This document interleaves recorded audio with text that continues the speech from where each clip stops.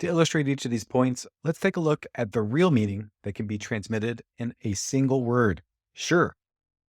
Imagine a situation where a client has asked you to add storage to their proposal. You've explained to them that unfortunately it won't be possible because the city they live in doesn't allow battery storage systems to be permanent. Let's see how they react. Does it make sense now why we can't add a storage system to your proposal? Sure. What did you just hear?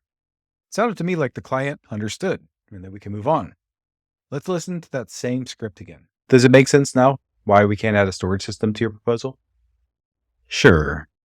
Did that person really understand and accept the information? I think maybe not. Let's listen again. Does it make sense now why we can't add a storage system to your proposal? Sure.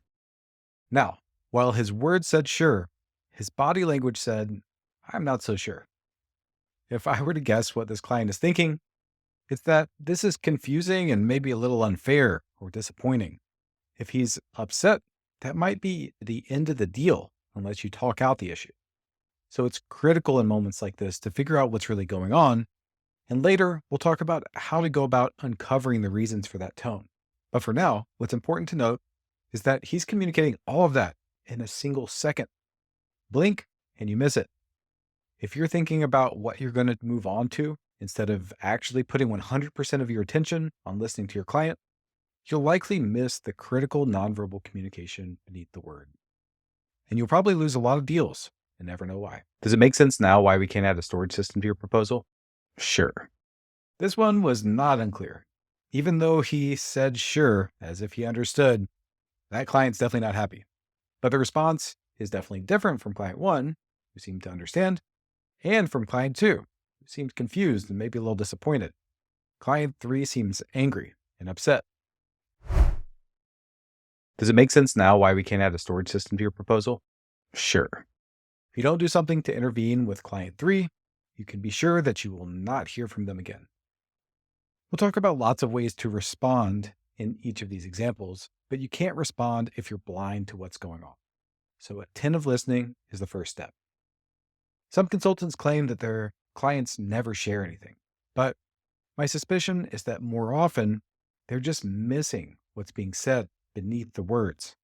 Think of the example next time you text someone the word sure. How will the person on the other end of the line interpret that sure? Will they think that your client won? Or will they think that you're client three? This is why we have to be really careful when crafting our texts and emails for our clients. Much more careful than when we speak in person. We can use lots of different words and bungle them, frankly, over the phone, but it's likely that your intentions will come through loud and clear thanks to your tone. Attentive listening is a skill you can continue to develop over a lifetime. Almost any client emotion, no matter how complex, can be communicated nonverbally. People are incredible nonverbal communicators. And you are already likely an incredible nonverbal listener. You were likely born with this ability. But not all of us have the patience or the focus to use it. So let's break down the other side of the equation. Attentive listening as a way to transmit your message that you care about the client's best interest.